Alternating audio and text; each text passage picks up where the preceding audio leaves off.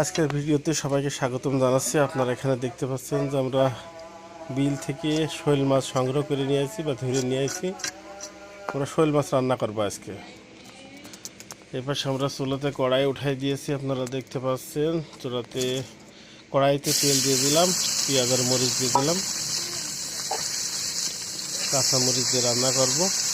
কালারটা একটু অন্যরকম হলেও, ভালো না হলেও এটার কিন্তু স্বাদটা হবে ভালো। এখানে লবণ আর হলুদ দিয়ে নিলাম, কিছু পরিমাণ ঝালের গুঁড়া দিয়ে নিলাম, আর এটা ধনের গুঁড়া দিয়ে নিলাম।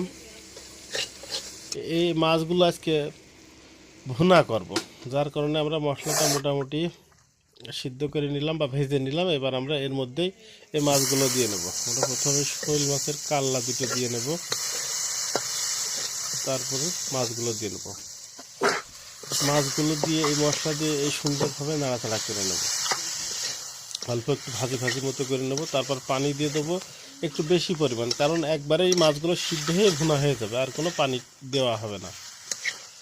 তার কারণে আপনারা দেখতে পাচ্ছেন যে মাছগুলো আমরা একটু ভাজা মতো করে নিচ্ছি।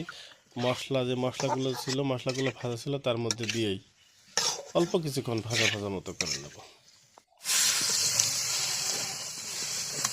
আপনারা দেখতে পাচ্ছেন যে আমাদের মাছটা কিন্তু ভাজা মতো করা শেষ হয়ে গেছে।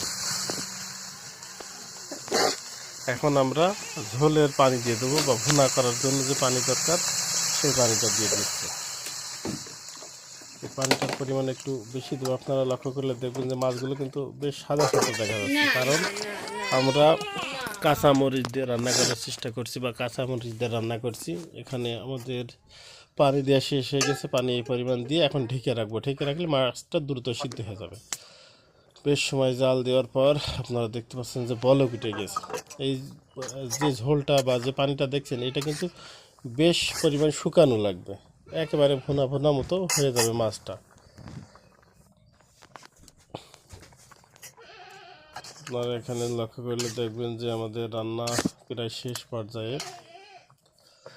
এইভাবে রান্না করলে আপনার যে মাছের প্রকৃত স্বাদ, সে স্বাদ কিন্তু পাওয়া যায়, কারণ ভাজলে যে অরিজিনাল স্বাদ সেটা থাকে না। আমাদের রান্না শেষ হয়ে গেছে। সকলকে ধন্যবাদ।